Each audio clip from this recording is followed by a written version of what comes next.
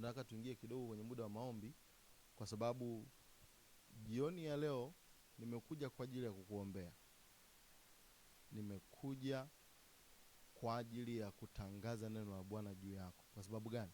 Hii ni saa ya wokovu. Kumbuka ibada inaitwa saa ya wokovu, maana muda ambao Mungu anakwenda kuutumia ni huu tulionao.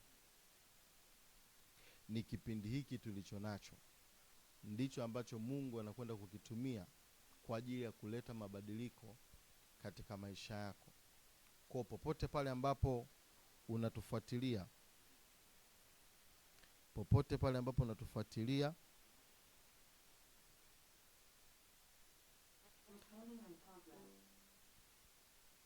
popote pale unapotufuatilia, tambua kabisa ya kwamba Mungu anakwenda kufanya kitu kipya ndani ya maisha yako. Haleluya. Kwa jiandae kwa ajili ya kupokea kitu kutoka kwa Bwana. Haleluya. Okay. Kwa popote ulipo, twende mbele za Bwana kwa ajili ya maombi. Haleluya. Fungua kinywa chako popote ulipo, anza kumshukuru Mungu sasa katika jina la Yesu Kristo wa Nazareti aliye hai. Male kabarada bason tarabasia la paraduzia karamande kabros sikalamande prasita kaparuje kalamande kabrosote livra kae kabalamande kabrosute libra sute likamande katilaba shatalaba babo sobra katalibrosia kabaradia solamande kaparuje kalamande kaprosotalika parabaya kaparande koraba satalika baramanda kaparuje talibro sotalakamande kaprosotolika parama. Mwambie Bwana, usiku leo ni usiku wangu, nipe kupokea kile ulichoniandalia katika jina la Yesu. Nipe kupokea kile ulichoniandalia katika jina la Yesu. Manda kabro soto lobra kalamanda mali kabra sote le kabrosia li kabra sonda kabra saya katika jina la Yesu. La prosoli amanda. Mungu, nipe kupokea kile ulichoniandalia katika jina la Yesu. Nipe kupokea kile ulichoniandalia katika jina la Yesu, katika jina la Yesu, katika jina la Yesu. Kile ulichoniandalia Bwana, nipe kupokea katika jina la Yesu. Manda raba sokolia brasila mando roso kolia brakila lipro soko ramanda kabrosia lipra soko ramande mando roso tia. Katika uwepo wako Bwana kuna vile tunavyovihitaji. Katika uwepo wako Bwana kuna kufurahishwa. Katika uwepo wako Bwana kuna kuponywa. Katika uwepo wako Bwana kuna kufunguliwa. Katika jina la Yesu, nipe kupokea kile ambacho umeniandalia usiku wa leo katika jina la Yesu. Omba hayo maombi, omba hayo maombi. Kama unajiunga na sisi, omba hayo maombi. Hakikisha unachukua hii link unasambaza kwa watu wengine, kwenye magroup, kwa watu binafsi, marafiki, familia. Waambie mtumishi wa Mungu yuko live sasa hivi, yuko mubashara sasa hivi katika jina la Yesu Kristo wa Nazareti aliye hai. Endelea kuomba. La prasoko ramanda kabrasia mande kabrosote lipra soko ramanaki apaya la paruze kalamando rakapaya mando lika paruzia mando roposia laka parushe mando subrasia katariko polosia mande prosia rakatalijo prokonda paladia mando suprokia. Uokovu ni sasa, uokovu ni sasa, uokovu ni sasa katika jina la Yesu Kristo wa Nazareti aliye hai. Rakamando rosia paliaga mando roso kolia brasia katika jina la Yesu Kristo tumeomba tukiamini, amen. Tunaendelea kuomba. Sijui umekuja na shida gani jioni ya leo, sijui umekuja na mzigo gani ambao umeubeba jioni ya leo, lakini neno la Bwana kwako ni kwamba Mungu yuko tayari kwa ajili ya kuokoa. Mungu yuko tayari kwa ajili ya kukusaidia. Mungu yuko tayari kwa ajili ya kukuponya. Mungu yuko tayari kwa ajili ya kuifungua nafsi yako. Haleluya. Kwa popote ulipo, chochote kile ambacho umekuja nacho kama mzigo, nataka uende mbele za Mungu sasa. Nataka uende mbele za Mungu sasa. Msii Bwana sasa katika jina la Yesu Kristo. Jua hicho kitu ambacho umekuja nacho kama mzigo. Mwambie Bwana sasa katika jina la Yesu Kristo wa Nazareti ali hai. Mwambie Mungu akuponye sasa. Mwambie Mungu akusaidie sasa katika jina la Yesu Kristo. Katika jina la Yesu Kristo. Katika jina la Yesu. Fungua kinywa chako sasa, anza kuomba. Omba sasa, fungua kinywa chako, omba. Shiriki na sisi kwenye maombi katika jina la Yesu. Shiriki na sisi kwenye maombi katika jina la Yesu. Shiriki na sisi kwenye maombi katika jina la Yesu. Manda raka pali ya zuya raka mande rosia liprosota raka mande kobresia mando roposia liprosoko manda liprasoti yaka la parutelia mando roposia la kaparuketia la prosonda kabrasia la pakara mande kaya mande lipra sota lapra kaya mande prosia katika jina la Yesu. Taja hicho kitu mbele za Bwana sasa. Taja hicho kitu mbele za Bwana. Malakabaria liprosoko ramalia payande manda prosia lika prosia mande prosika lika prakotia mande prosia la paratia mande prosia la pakaparata yana mayania rato suka prakita mande prosia la pako rapaseta libro sondo kobrikatia mande koprasia la kaparuje kalamanda katika jina la Yesu Kristo wa Nazareti ali hai. Chochote ulichokuja nacho kama mzigo jioni ya leo, fungua kinywa chako sasa hivi. Popote unapojiunga nasi, mwambie Bwana sasa akiguse. Mwambie sasa akiokoe. Kama ni mtoto ambaye amekuwa na kiburi kwa muda mrefu, msii Bwana sasa akashushe mkono wake ili akapate kuokoka. Kama ni biashara imekuwa ikipita changamoto, mwambie Bwana aachilie mkono wake wa wokovu sasa katika jina la Yesu Kristo. Katika jina la Yesu Kristo. Kama ni mume, kama ni mke, mwambie Bwana sasa aachilie neema ya wokovu katika jina la Yesu Kristo wa Nazareti ali hai. Raka mande rosia kaya mande prosia lika prosia mando prosika la parakia liprosota mande prokila la parute liprosoka mande kapratila karabasondo koprekatila katika jina la Yesu Kristo wa Nazareti ali hai. Lika mando rosia mando rokotolia rata sakia. Kama ni ugonjwa wa muda mrefu, mwambie Bwana sasa mkono wake hauwezi kupungua, kushindwa kuponya, kushindwa kuokoa, kushindwa kufungua. Mwambie Bwana sasa katika jina la Yesu, huo ugonjwa usiku wa leo ni mwisho, ni mwisho, ni mwisho katika jina la Yesu Kristo wa Nazareti ali hai. Rakapali azuye mande prosia laka prasika mande koprasia la paratalia ka ratosia maande liprosuka la mandia ratosoko prakila mande suprosua rakapali azia mande prosita laka prosoto librakanda liprosuta la mande rakapali azuye liprosonda kapayanda katika jina la Yesu Kristo, na kila mwenye pumzi aseme amen. Haleluya, haleluya, haleluya. Kama unatufuatilia, type kwenye comment section, andika amina. Kubaliana na maombi tuliyofanya. Kubaliana na maombi tuliyofanya. Yes, amen, amen, amen. Amen manake nini? Amen manake na iwe hivyo. Na iwe hivyo kama tulivyoomba. Haleluya. Kwa hiyo kama unajiunga na sisi jioni ya leo, na kukaribisha tena kwenye ibada hii ambayo itakuwa fupi sana, kuletea neno la Bwana kwa ajili ya usiku wa leo. Haleluya.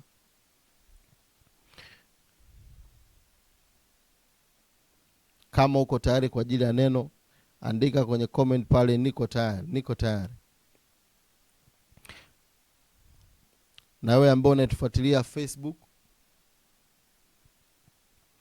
comment pale kwenye comment section, andika nipo tayari, nipo tayari, nipo tayari.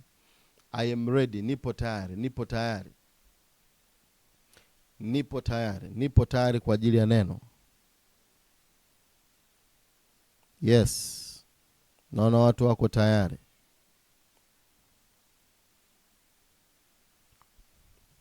Hallelujah. Yes. Yes. Yes. Kama uko Facebook, umejiunga na sisi kwa mara ya kwanza, kwa majina yanaitwa Pastor Bona. Ni mchungaji kiongozi wa tawi la God Embassy Tanzania, chini ya mtumishi wa Mungu babangu wa kiroho Nabii Isaiah Brian Sovi. Mungu amempa neema kwa tawi katika nchi ya Tanzania. Hallelujah. Na sisi tuko hapa kwa ajili ya kuisukuma injili ya Kristo katika nchi hii ya Tanzania. Na wewe ambaye unajiunga na sisi jioni ya leo, tambua kabisa ya kwamba uko sehemu salama. Uko sehemu salama. Hallelujah. Uko sehemu salama. Na Mungu yuko tayari kukuhudumia. Kwa hiyo kwa dakika moja hujamshirikisha mwenzio hii linki, chukua linki sasa. Sambaza sasa.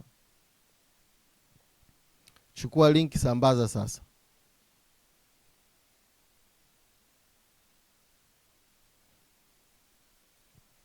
Chukua linki, sambaza sasa. Yes. Yes.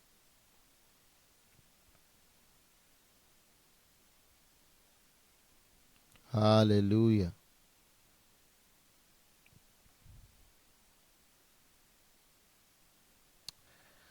Wakati najiandaa kwa ajili ya ibada hii, Bwana alinipa neno hili. Sawa? Kwenye kitabu cha Waebrania sura ile ya 2. Na kama mtu uko Zoom, unaweza kutusaidia ukao unatupia hayo maandiko ili watu waweze kutufuatilia kwa pamoja. Waebrania sura ya 2 mstari wa 3. Mtu yote ambaye unaweza ukapata hayo maandiko, chukua tutupia kwenye comment section. Hallelujah. Waebrania sura ile ya 2 mstari ule wa 3. Waebrania sura ile ya 2 mstari ule wa 3. Maandiko yanasemaje? Maandiko yanasema hivi: sisi je, tutapataje kupona tusipojali uokovu mkuu namna hii, ambao kwanza ulinenwa na Bwana, kisha ukathibitika kwetu na wale waliosikia. Mstari wa 4 unasema, Mungu naye akishuhudi pamoja nao kwa ishara na ajabu na nguvu za namna nyingi, na kwa magawanyo ya Roho Mtakatifu, kama alivyopenda mwenyewe. Maandiko yanazungumza yakiturudisha nyuma kidogo kwenye Agano la Kale. Maandiko yanasema kwamba Mungu alishuhudia pamoja nao kwa ishara na ajabu. Anazungumzia kina nani? Wana wa Israeli. Manake habari ya uokovu ilianza kuonekana katika Agano la Kale. Tulianza kuona kidogo, sawa, katika Agano la Kale mpango wa Mungu kuokoa, mpango wa Mungu kuwaokoa watu wake. Huu ni mpango ambao Mungu alikuwa nao. Lakini mbali na Agano la Kale, nitakuonyesha maandiko, lakini mbali na Agano la Kale tunakuja kuona kuna baadhi ya maandiko yanatuonyesha ya kwamba kabla hata ya Agano la Kale huu mpango ulikuwepo katika ulimwengu wa roho. Hallelujah. Kwa hiyo mpango wa wokovu sio wa Agano la Kale tu, sio wa Agano Jipya, lakini limekuwa ni wazo la Mungu, lilikuwepo ndani ya Mungu. Mungu hakushtukizwa na uokovu. Mungu alikuwa na mpango kabla ya wewe na mimi kuwepo duniani, kabla ya mababu zetu kuwepo duniani, kabla ya wazee wa kina Ibrahim kuwepo duniani. Mpango wa wokovu ulikuwepo.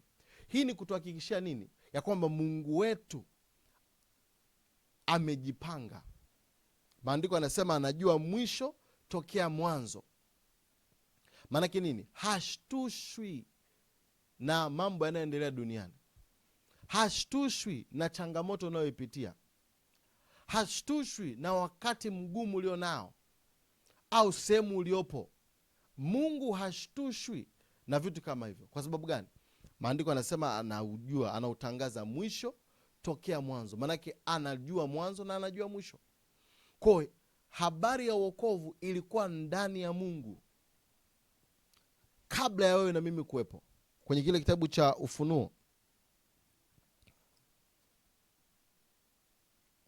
Ufunuo, sijui kama watu wananifuatilia. Kama wananifuatilia sema amina. Type amina, type amina, type amina.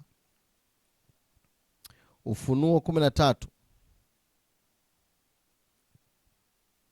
Ufunuo 13 mstari wa 8. Mstari wa 8. Maandiko yanasemaje? Maandiko yanasema hivi: na watu wote wakao juu ya nchi watamsujudu, kila ambaye jina lake halikuandikwa katika kitabu cha uzima cha mwana kondoo aliyechinjwa tangu kuwekwa misingi ya dunia. Naomba nitie mkazo hapa. Maandiko yanasema aliyechinjwa tangu kuwekwa misingi ya dunia. Tangu kuwekwa misingi ya dunia. Manake nini? Manake mpango wa Mungu ulikuwepo katika ulimwengu wa roho. Kwa sababu kama maandiko yanasema kwamba alichinjwa toka kuwekwa misingi ya dunia, tunafahamu kabisa ya kwamba Yesu Kristo ambaye ndiye mwana kondoo, haleluya, ambaye ndiye Pasaka. Tumetoka kwenye kipindi cha Pasaka sio muda kidogo. Maandiko yanamzungumzia Yesu kama mwana kondoo ambaye ndiye Pasaka, Pasaka wa Bwana. Manake nini? Ndiye sadaka ya kuteketezwa, ndiye sadaka ya kuchinjwa. Maandiko yanasema wakati Mungu anataka kuwaokoa wana wa Israeli kutoka kwenye utumwa Misri, maandiko yanasema akatoa maelekezo kwenye kile kitabu cha Kutoka sura ile ya 12. Ukianzia kuanzia ule mstari wa kwanza, ukipata muda nenda kasome Kutoka 12 kuanzia ule mstari wa kwanza. Maandiko yanasema akawaambia, mtafuteni mwana kondoo mkamchukue kwa namba za familia zenu, mkamchinje. Mkishamchinja, chukweni ile damu mkaipaka kwenye miimo ya milango. Na maandiko yanasema itakuwa kila nitakapopita, nitakapoiona ile damu nitapita.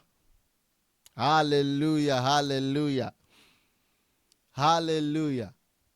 Nitakapoiona ile damu ya mwanakondoo aliyechinjwa nitapita. Manake Mungu alikuwa anapita akipitisha hukumu yake. Na cha kushangaza ni hichi, Mungu wa kusema ya kwamba, sikiliza, wana wa Israeli walikuwa Gosheni na Wamisri walikuwa kwenye mji wao.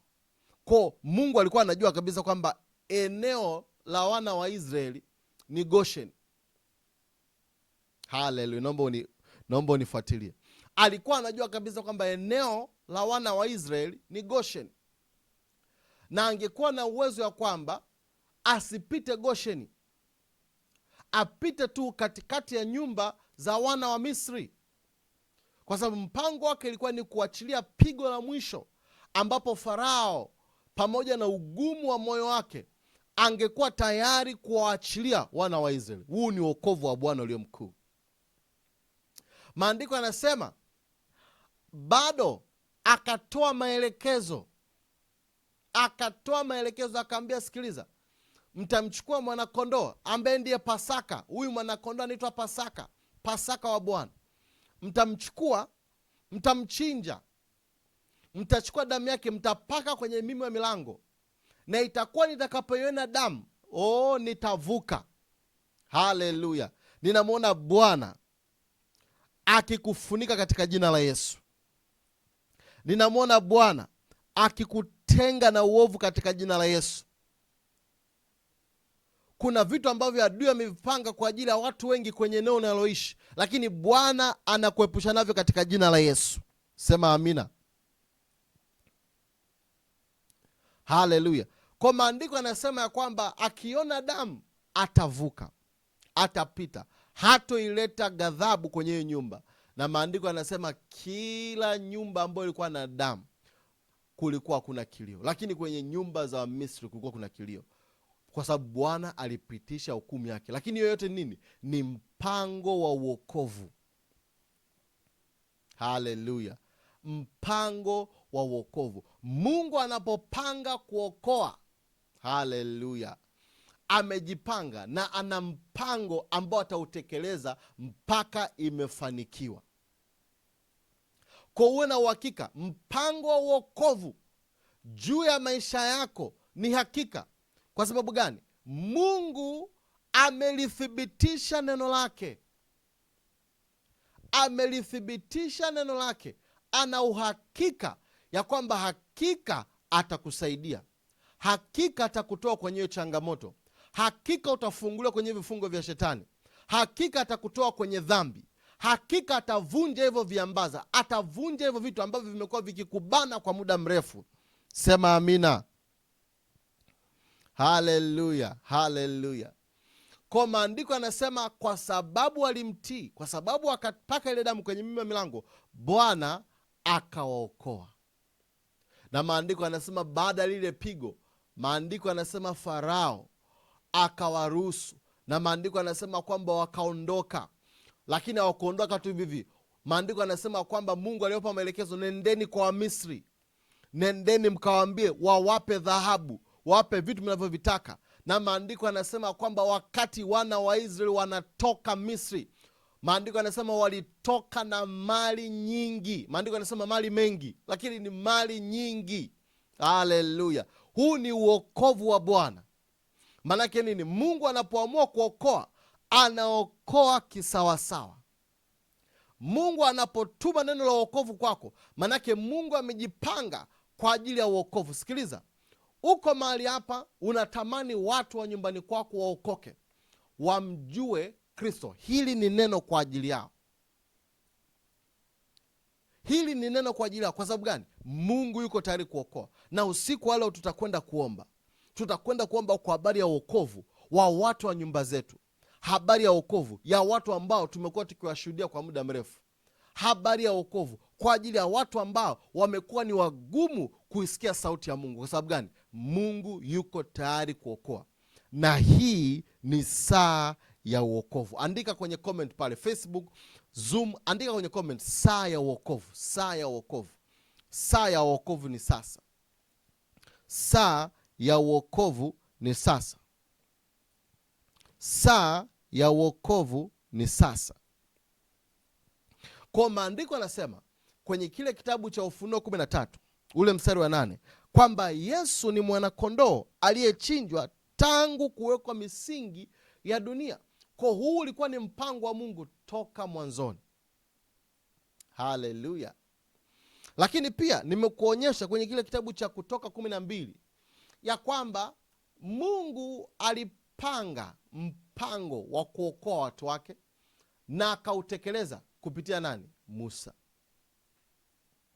Musa akatekeleza mpango wa wokovu wa Mungu. Haleluya. Mungu alimtumia Musa kwa habari ya wokovu. Lakini mbali tuna hapo, tukirudi nyuma kidogo kwenye kile kitabu cha Ufunuo kile kitabu cha Ufunuo kile kitabu cha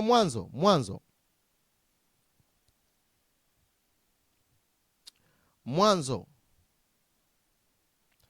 tukianza ule mstari, Mwanzo sura ile ya 6 kuanzia ule mstari wa kwanza, nitakusomea hapo. Ikawa wanadamu walipoanza kuzidi usoni pa nchi, na wana wa kike walizaliwa kwao, wana wa Mungu walioona binti zao. Turuki hapo. Mstari wa 5. Bwana akaona ya kuwa maovu ya mwanadamu ni makubwa duniani, na kwamba kila kusudi analowaza moyoni mwake ni baya tu siku zote. Bwana akagairi kwa kuwa amemfanya mwanadamu duniani, akahuzunika moyo. Bwana akasema, nitamfutilia mbali mwanadamu niliyemuumba usoni pa nchi, mwanadamu na mnyama. Mstari wa 7. Na kitambacho na ndege wa angani, kwa maana na gairi ya kwamba nimewafanya. Mstari wa 8. Lakini Nuhu akapata neema machoni pa Bwana. Wewe unanifuatilia jioni ya leo, umepata neema machoni pa Bwana kwa jina la Yesu. Unanifuatilia kwa sababu umepata neema machoni pa Bwana. Unanifuatilia kwa sababu Mungu amechagua kukuonyesha neema, na uko hapa kwa sababu ya neema ya Kristo. Mstari wa 9. Hivi ndivyo vizazi vya Nuhu. Nuhu alikuwa mtu wa haki, mkamilifu katika vizazi vyake. Nuhu alikwenda pamoja na Mungu. Nuhu akazaa wana watatu wa kiume, Shemu na Ham na Yafet. Dunia ikaharibika mbele za Mungu, dunia ikajaa dhuluma.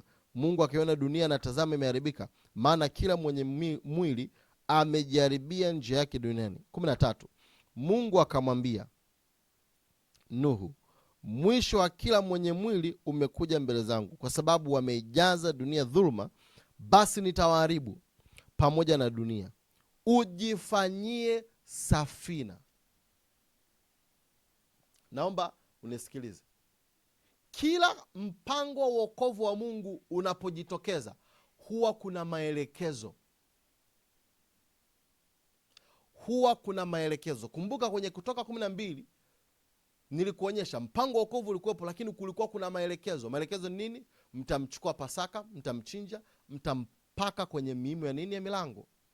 Lakini hapa tunaona tena mpango wa wokovu, lakini bado Mungu anaweka maelekezo.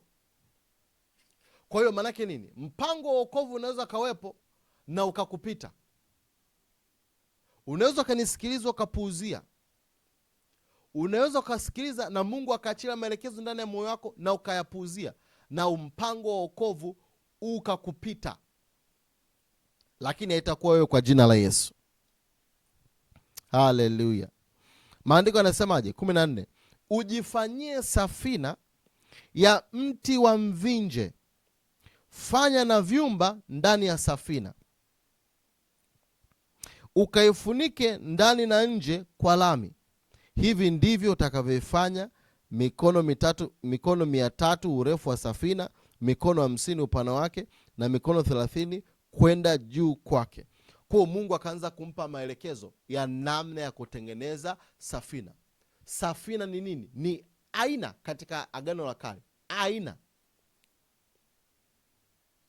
aina ya wokovu. Hivi ni vithibitisho au ni vitu ambavyo Mungu ameviweka tuone mpango wake wa wokovu. Lakini kama nilivyokuambia, mpango wa wokovu unaambatana na maelekezo. Kwa Mungu akatoa maelekezo, akasemaje? Mtafanya safina. Kwa sikiliza, yawezekana usiku wa leo Mungu akaachilia maelekezo ndani ya moyo wako ili mpango wa wokovu wa Mungu utimie. Kuna vitu ambavyo inabidi ufanye. Labda wewe ni mtu wa Mungu ambaye unamwamini Mungu kwa ajili ya watu wa familia yako kuokoka. Yako maelekezo kwa ajili yako. Labda wewe ni mtu wa Mungu ambaye uko kwenye biashara, imekuwa ikipitia changamoto nyingi, lakini yako maelekezo kwa ajili yako ili ile biashara iokolewe. Labda uko mahali hapa unapitia changamoto ya magonjwa, uko mpango wa wokovu na yako maelekezo kwa ajili yako. Kila mmoja kwenye sehemu alipo au kwenye maisha au kwenye level ya maisha anayopitia na changamoto unayopitia, yako maelekezo kwa ajili yako ili wokovu wa Bwana uonekane. Kwa Mungu anamwambia Nuhu, tengeneza safina. Maelekezo ya Nuhu kuokolewa ni safina.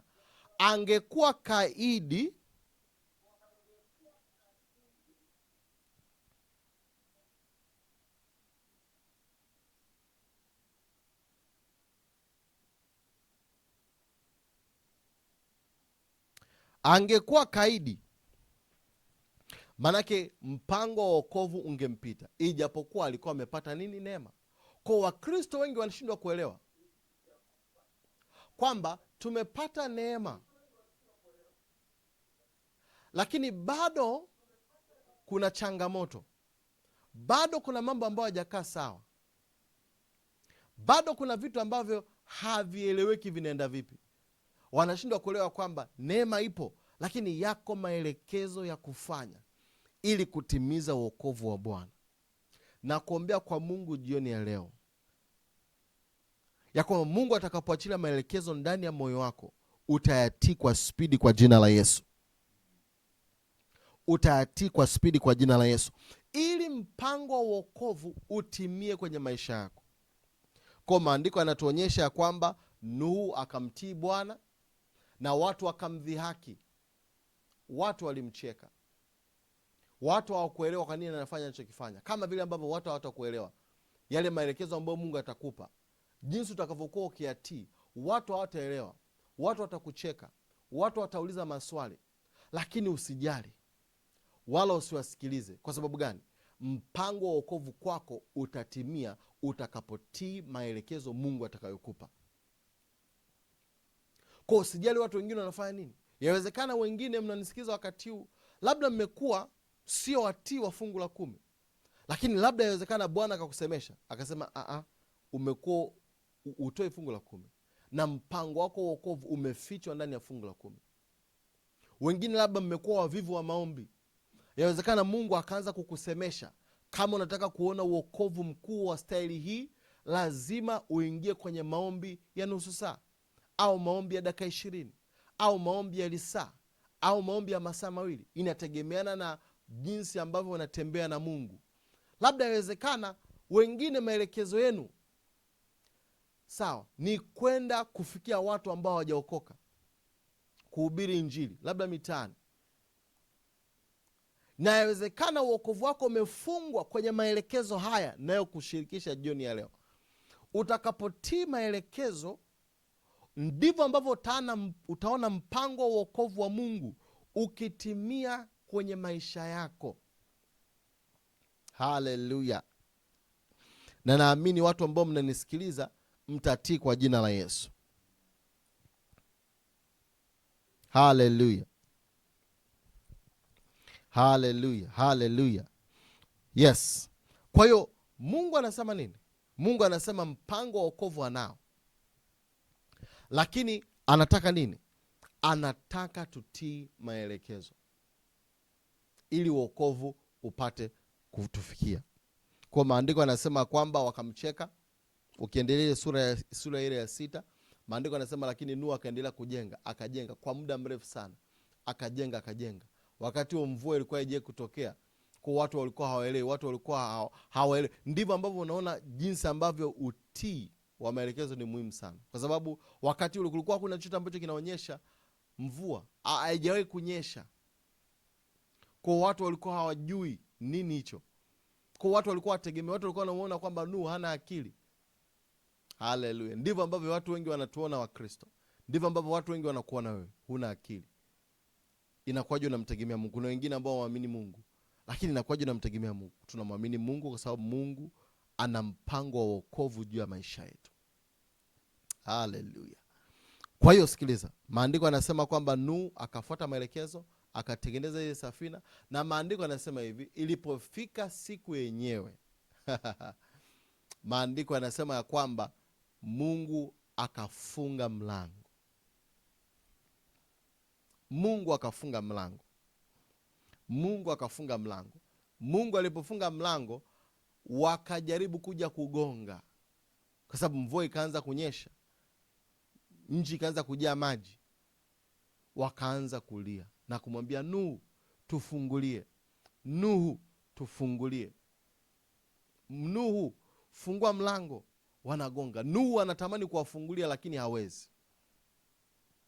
Nuhu anatamani kufanya kitu lakini hawezi. Kwa sababu gani? Mungu ameufunga nini? Mlango. Najaribu kusema nini? Neno linapokujia lifanyie kazi kwa speed. Neno la Mungu linapokujia usiku wa leo au muda wote unaotutazama au muda ambao utakuja kutazama, neno la Mungu linapokujia, manake Mungu ana mpango muda huo. Anataka utii muda huo. Kwa sababu itafika kipindi utashindwa. Itafika kipindi muda utakuwa umepita. Mpango wako utakuwa umepita. Kwa muda wa kutii ni sasa. Saa ya wokovu ni sasa. Haleluya. Kwa wakalia, lakini kulikuwa hakuna kitu cha kuwasaidia. Kwa sababu muda ulikuwa umepita. Hawakutii maelekezo. Hawakufuata kusikiliza. Hawakutaka kusikiliza. Lakini tunakuja pia katika Agano Jipya, kwa sababu niko nje ya muda. Katika Agano Jipya, maandiko yanazungumza kwa habari ya Kristo sasa mwenyewe. Aliye halisi. Kwa sababu Agano la Kale ilikuwa ni kivuli, lakini Agano Jipya ni halisi. Kristo aliye halisi. Maandiko yanasema akaja. Maandiko yanasema akateswa. Maandiko yanasema alikataliwa. Maandiko yanasema kwamba wakamsulubisha. Ukisoma ile Isaya 53, kitu cha ajabu sana. Nilikuwa nawasomea kwa watu kwenye kipindi cha Pasaka, niwaonyeshe jinsi ambavyo Yesu aliteswa, alisulubiwa. Ile Isaya 53. Ile Isaya 53. Nianze kukusomea mstari wa 3. Isaya 53 au tuanzie ule mstari wa 2. Isaya 53 kuanzia ule mstari wa 2. Maandiko yanasemaje? Maana alikuwa mbele zake kama mche mwororo na kama mzizi katika nchi kavu. Yeye hana umbo wala uzuri. Naomba take note. Alikuwa hana umbo wala uzuri. Maana yake alikuwa disfigured. Aliharibiwa. Kwa sababu ya nini? Ya kipigo. Alikuwa hana umbo wala uzuri. Maana yake alikuwa atamaniki. Kama ni uso ulikuwa umeharibika. Kama ni mwili ulikuwa umetolewa shape, kulikuwa hakuna shape, alikuwa ameharibika kwa sababu ya nini? Ya kipigo. Maandiko yanasemaje? Na tumuonapo hana uzuri hata tumtamani. Mstari wa 3. Alidharauliwa na kukataliwa na watu, mtu wa huzuni nyingi, ajuae sikitiko, na kama mtu ambaye watu humficha nyuso zao. Alidharauliwa wala hatukumhesabu kwa kitu. Mstari wa 4. Hakika ameyachukua masikitiko yetu. Hakika ameyachukua masikitiko yako. Kama uko hapo unanitazama, kuna aina yoyote ile ya masikitiko, tambua ya kwamba Yesu ameyachukua hayo masikitiko. Haleluya. Haleluya, haleluya, haleluya. Inasema ameyachukua masikitiko yetu, amejitwika huzuni zetu, lakini tulimdhania ya kuwa amepigwa na Mungu na kuteswa, bali alijeruhiwa kwa makosa yetu, alichubuliwa kwa maovu yetu. Adhabu ya amani yetu ilikuwa juu yake, na kwa kupigwa kwake sisi tumepona. Uponyaji uko hapa kwa jina la Yesu. Na nimekwambia jioni ya leo kuna maombi maalum kwa ajili ya uponyaji. Kama unasumbuliwa na ugonjwa wa aina yoyote, Mungu aponyaye yuko hapa.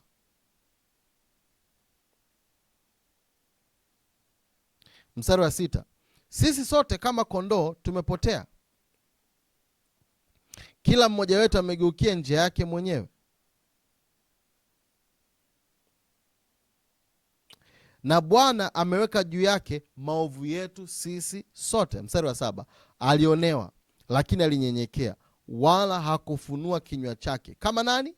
Kama mwana kondoo apelekwaye machinjioni, na kama vile kondoo anyamazavyo mbele yao wakatao manyoya yake, naam, hakufunua kinywa chake. Mstari wa 8. Kwa kuonewa na kuhukumiwa aliondolewa, na maisha yake ni nani atakayeisimulia? maana amekatiliwa mbali na nchi ya walio hai. Alipigwa kwa sababu ya makosa ya watu wangu. Mstari wa 9, wakamfanyia kaburi pamoja na wabaya na pamoja na matajiri katika kufa kwake, ingawa hakutenda jeuri wala hapakuwa na hila kinywani mwake. Mstari wa 10 sasa, lakini Bwana aliridhika kumchubua, amemhuzunisha. Utakapofanya nafsi yake kuwa dhabihu kwa dhambi, ataona uzao wake, ataishi siku nyingi, na mapenzi ya Bwana yatafanikiwa mkononi mwake. Haleluya! Nini maana yake? Maana yake Yesu Kristo ni mpango wa Mungu wa wokovu kwa ajili ya ulimwengu. Maandiko yanasema kwamba kwa maana jinsi Mungu aliupenda ulimwengu, kwenye ile Yohana 3:16, hata akafanyaje? Akamtoa mwanawe pekee, ili kila mwamini asipotee, bali awe na uzima wa milele. Maana yake nini? Yesu ndiye mpango halisi wa wokovu. Vyote nilivyokushirikisha vilikuwa ni vivuli. Habari ya Musa ilikuwa ni kivuli, habari ya Nuhu ilikuwa ni kivuli, lakini habari halisi ni habari ya Yesu Kristo kuja duniani, kuteswa, kusulubiwa, kufa, kuzikwa na kisha kufufuka. Yesu ndiye mpango. Mungu alipofikiria wokovu, nani alikuja kichwani? Yesu. Yesu ndiye mpango wa wokovu. Hakuna mpango mwingine bali Yesu. Yesu ndiye ambaye ameleta wokovu tunaohitaji, iwe ni kwa ajili ya nafsi zetu kuokolewa, iwe ni kwa ajili ya biashara zetu kufanya vizuri, iwe ni kwa ajili ya miili yetu kuponywa, iwe ni kwa ajili ya waliofungwa na nguvu za giza na mapepo kufunguliwa. Yesu ndiye mpango wa wokovu kwa wanadamu. Na usiku wa leo au muda unaonitazama au utakokuja kunitazama, Yesu ndiye ambaye analeta wokovu jioni ya leo. Saa hii ya wokovu itakamilishwa na Yesu Kristo. Nitakapoanza kuomba, ujue kabisa nguvu za Mungu zitaanza kutembea. Nguvu za Mungu zitaanza kupita na kusababisha wokovu na kuleta wokovu. Kama kuna mtu ambaye amefungwa huko alipo, tutapokwenda kuomba na kulitia jina la Yesu, tutapokwenda kuomba na kumwita Kristo, uwe na uhakika nguvu za Mungu zitaanza kutembea. Uwe na uhakika malaika wataanza kupita. Kwa sababu gani? Yesu Kristo ndiye utimilifu wa wokovu wote. Tunapokwenda kuliitia jina la Bwana, uwe tayari. Kwa sababu gani? Mungu yuko tayari kuokoa, Mungu yuko tayari kuponya, na Yesu yuko tayari. Haleluya! Popote unaponisikiliza, naomba uandike kwenye comment section, andika Yesu ndiye mpango wa wokovu. Andika kwenye comment section, Yesu ndiye mpango wa wokovu. Yesu ndiye mpango wa wokovu. Yesu ndiye mpango wa wokovu. Yesu ndiye mpango wa wokovu. Yesu ndiye mpango wa wokovu. Kwa sababu gani? Ndiye ambaye atapita jioni ya leo. Ndiye ambaye tutatangaza jina lake na biashara yako itakombolewa. Ndiye ambaye tutatangaza jina lake na huyo mtu ambaye amegoma kuokoka atampokea Kristo. Huyo ambaye amekuwa na ugonjwa sugu, huo ugonjwa sugu utatii jina la Yesu. Maandiko yanasema jina lake litakapotajwa, kila goti litapigwa. Kila goti litapigwa, la vitu vya mbinguni, vitu vya duniani na vitu vya chini ya dunia. Haleluya! Kwa popote pale ulipo, jiandae sasa. Tunataka tuombe sasa. Jiandae sasa, tunataka tuombe. Popote ulipo, kuwa katika mudi ya kuomba. Anza kuomba sasa. Anza kuomba sasa. Rakamande rapasila. Jeperute ligava. Mande prosila. Lapakayamanda. Mande ruse kalia. Rakapalijo. Rata sekamanda. Baruze kavratila. Libra sonda kabrasila. Jepeteli gavratila. Mando ropo sekalia. Ratikalia manda. La paruze kavande. Jepeteli gava. La parunde la prakila. Jepeteli gavrasila. Barondo soto vrakila. Jepeteli gavande. Rakila mando subrosote. Baleko tosia. Rakamande prosila. Li paruze lika. Mande prosia. Anza kuomba sasa. Anza kuomba sasa. Kama kuna mtu ambaye unatamani Kristo apate kumwokoa, omba sasa. Omba sasa. Omba sasa. Taja jina lake. Taja jina. Kama ni Mary, taja jina lake. Kama sijui ni Freddy, taja jina lake. Taja jina lake sasa katika jina la Yesu. Mwambie Bwana katika jina la Yesu, fungua macho ya Freddy, fungua macho ya Mary, fungua macho ya Musa, fungua macho ya Hamisi, fungua macho ya Huseni, fungua macho katika jina la Yesu Kristo. Taja kwa majina yao, taja majina yao katika jina la Yesu. Taja katika jina la Yesu. Taja na uombe wote ambao unatamani kuona wanaokolewa katika jina la Yesu Kristo wa Nazareti ali hai. Rakamande rosia paya. Mando subrasia. Liprosonda kabrasia. Liprasota labaya. Mande kobresatia. Mando kobresatila. Lapakora mande. Liprosuta prakila. Mando subrasalia. Lika paramande. Wataje sasa ambao unatamani kuona wanaokolewa. Taja sasa katika jina la Yesu. Kama ni biashara, itaje sasa katika uwepo wa Bwana. Itaje katika jina la Yesu. Rakamanda prosia. Lapakayamanda. Liprosuta labrakaya. Mande prosia. Rakapaya. Mande prosia. Lapakaya. Mande prosonda. Laparia. Liprosonda kabrasia. Lika prasute. Lapakayamanda. Wataje sasa kwa majina. Taja. Kama ni biashara unatamani kuona mkono wa Bwana, itaje biashara yako. Kama ni biashara ya nywele, itaje. Kama ni biashara ya nguo, itaje. Kama ni biashara ya sijui ya kucha, itaje.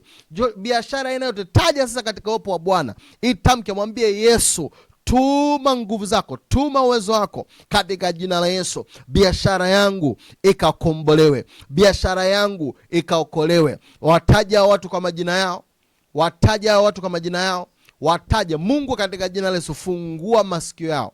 Fungua masikio yao ya rohoni. Fungua macho yao ya rohoni. Fungua macho yao ya rohoni. Wape kuipokea kweli katika jina la Yesu. Nitakapokwenda kuwahubiria, nitapokwenda kuzungumza nao, Mungu fungua macho yao, fungua mioyo yao katika jina la Yesu Kristo wa Nazareti ali hai.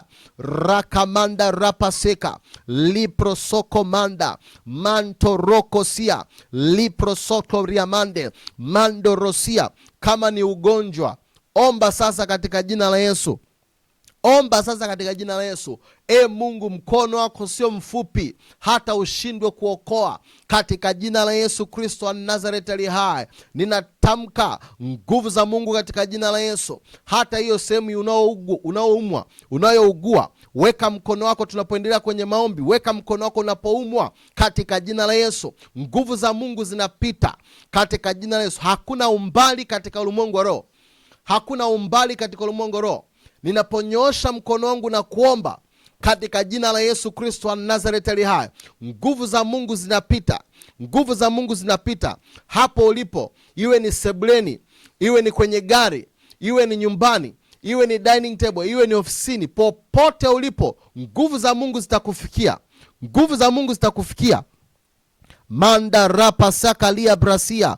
Mando rosokia. Rakapaya manda. Mande subrosia. Liprosonda palagaya. Liprosuka la mande. Laprosonda kabrasia. Liprosonda kabaria. Liprosonda prakia. Lapatoria taya. Mande subrosute. Laprosuta la mande. Katika jina la Yesu. Rakamando sia prokia. Latura mande. La rastofrakila rakamando suya, katika jina la Yesu Kristo, katika jina la Yesu Kristo. Hakuna umbali katika ulimwengu wa roho, hakuna umbali katika ulimwengu wa roho. Popote ulipo, nguvu za Mungu ziko pamoja na wewe. Nguvu za Mungu ziko pamoja na wewe. Popote ulipo, nguvu za Mungu ziko pamoja na wewe. Nguvu za Mungu ziko pamoja na wewe. Popote ulipo, unamwamini Mungu kwa ajili ya uponyaji. Nguvu za Mungu zinapita sasa.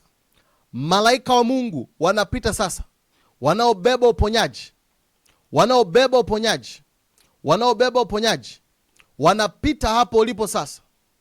Hata kama kuna mtu ambaye unamwamini Mungu apokee uponyaji, popote ulipo, taja jina lake sasa. Taja jina lake sasa. Taja jina lake sasa. Mungu anapitisha nguvu zake sasa, katika jina la Yesu. Endelea kuomba, endelea kuomba, endelea kuomba, endelea kuomba, katika jina la Yesu Kristo wa Nazareti aliye hai.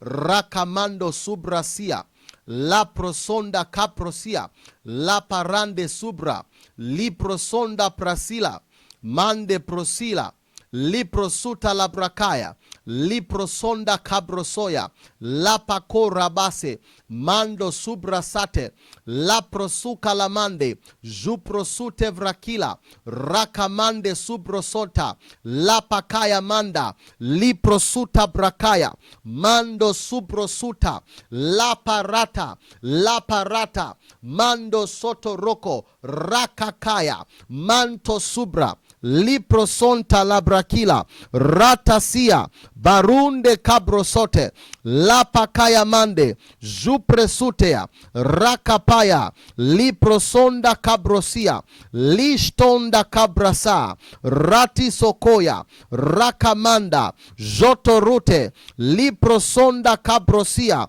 rekapaya liprosonda mandekoya rakisutalabratia. Katika jina la Yesu Kristo, ninakutangazia uponyaji sasa. Ninakutangazia uponyaji sasa. Ninakutangazia uponyaji sasa, katika jina la Yesu. Uponyaji sasa kwako na nyumba yako nzima, katika jina la Yesu. Katika jina la Yesu. Uponyaji sasa. Uponyaji sasa, katika jina la Yesu. Popote ulipo, nyosha mkono wako sasa. Nyosha mkono wako sasa. Ukubaliane na mimi. Ukubaliane na mimi. Nyosha mkono wako popote ulipo. Nyosha mkono wako popote ulipo. Kuwa katika utulivu.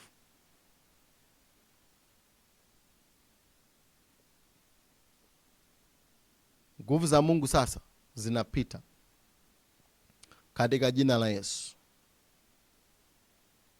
Yeyote aliyekuwa na kiburi kusikia neno la Bwana, Mungu anapitisha nguvu zake sasa. Anaondoa ule uzito, anaondoa ule ugumu, katika jina la Yesu. Anaondoa ule uzito, katika jina la Yesu. Katika jina la Yesu.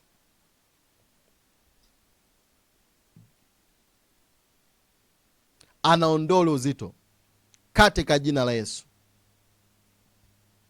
Katika jina la Yesu. Wewe ambaye ulikuwa unajisikia ugonjwa, weka mkono wako. Nguvu za Mungu zinapita hapo, katika jina la Yesu. Uponyaji unapita sasa, katika jina la Yesu. Kutoka utosini mpaka unyayoni, katika jina la Yesu. Uponyaji unapita sasa. Uponyaji unapita sasa, katika jina la Yesu. Uponyaji unapita sasa, katika jina la Yesu. Katika jina la Yesu.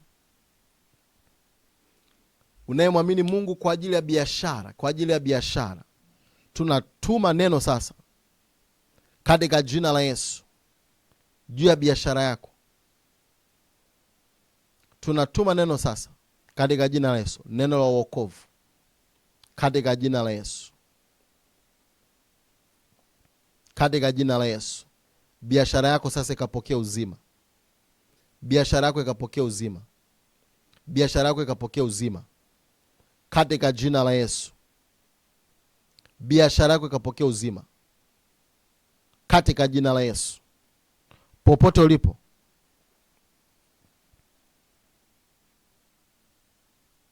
katika jina la Yesu, uzima sasa.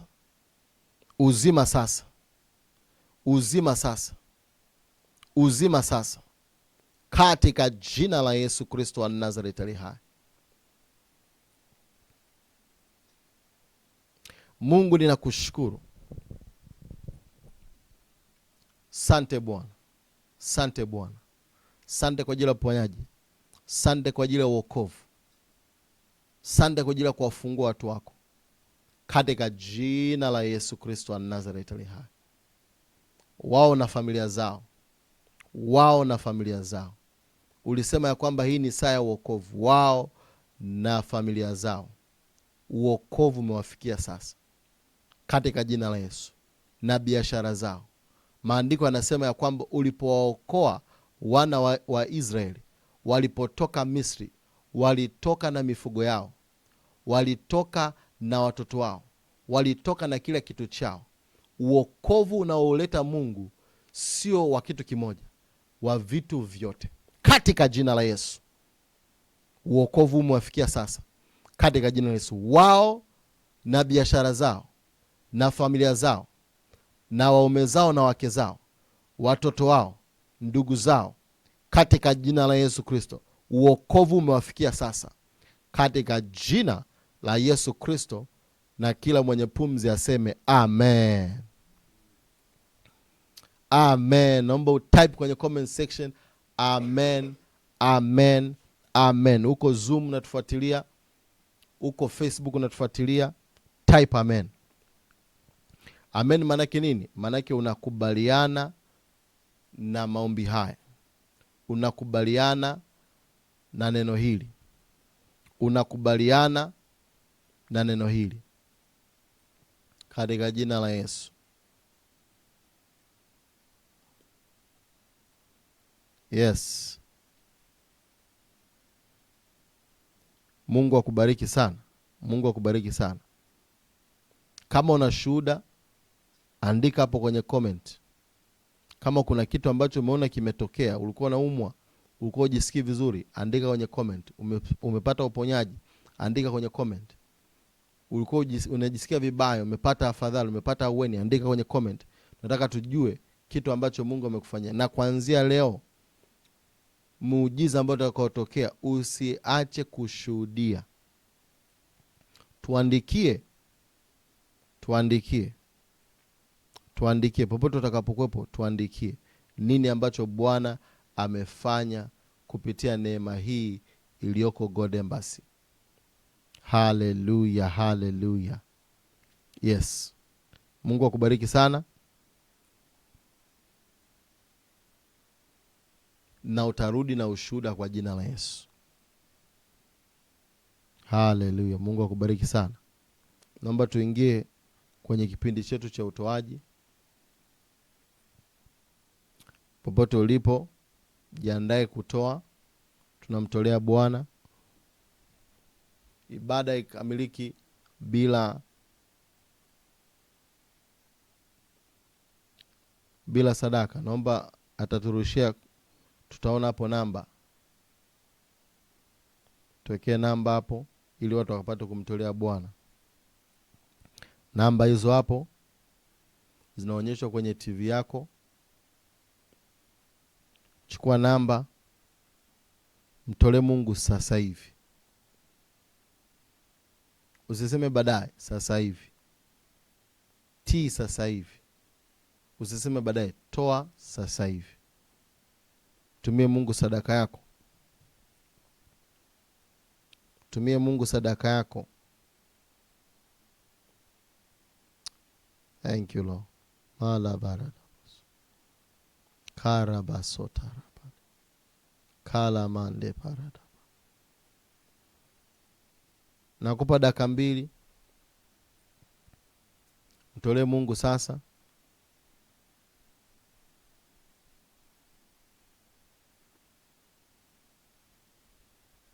Mtolee Mungu sasa.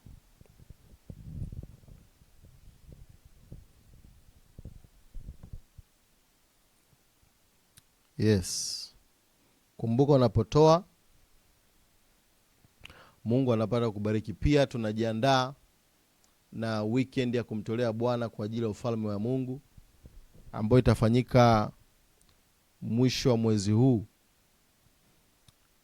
kuanzia ile tarehe I think 25, 26 na 27.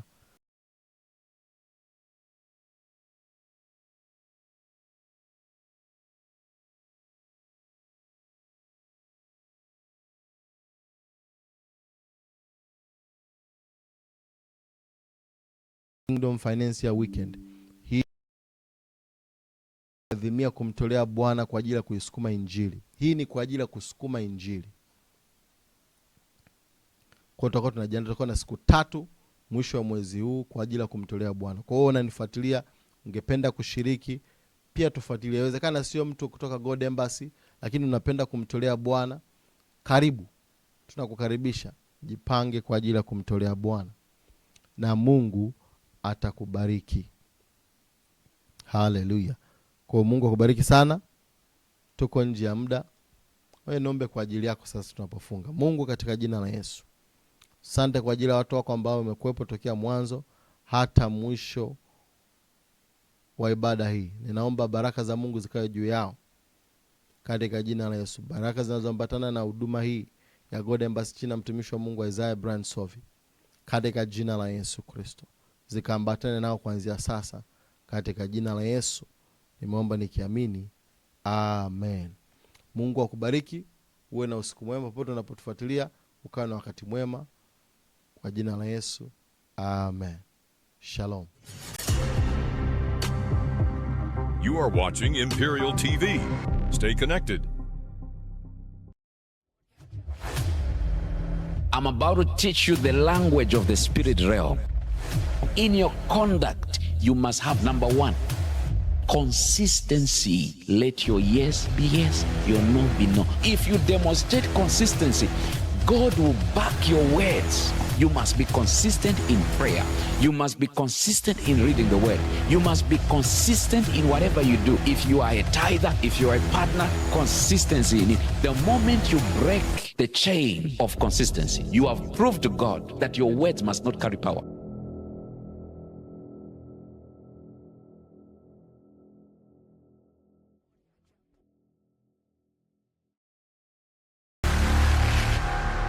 Raise your hands. I declare the season of laboring in vain has come to an end in the name of Jesus. Amen.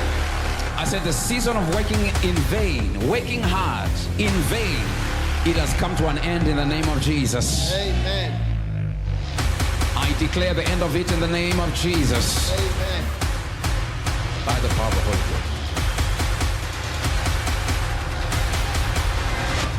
Ghost. God Embassy.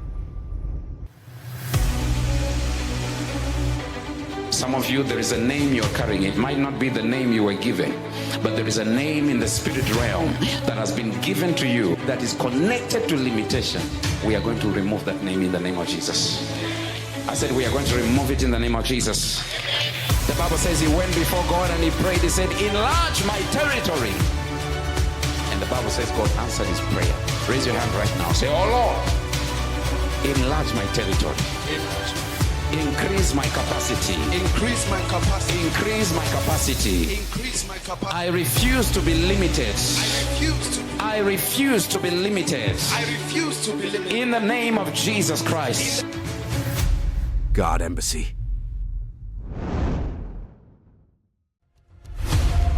Raise your hands. I hear a sound in the spirit. Yes. It's a sound of a mighty rushing wind. Lekros maketizo prahatelas. Entosafiyetizo prahate kile tosia prasheti vilinos. There is an impartation of the spirit that you're about to receive. Anything that has been standing in your way, I speak as a prophet. As your hand